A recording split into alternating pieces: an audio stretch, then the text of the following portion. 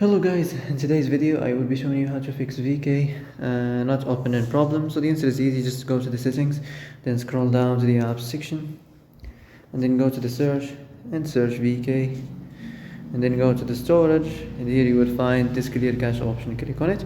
Now you can go check it if it worked, and if it didn't, you can try to restart your phone or turn the Wi-Fi off and on, or the Bluetooth or the airplane mode.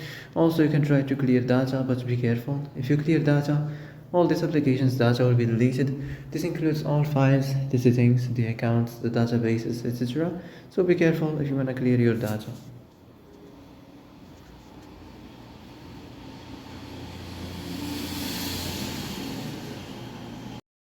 And that's it for today's video. I hope this is the answer you've been looking for. If you like this video, don't forget to like and subscribe, and see you in the next video. Thanks for watching.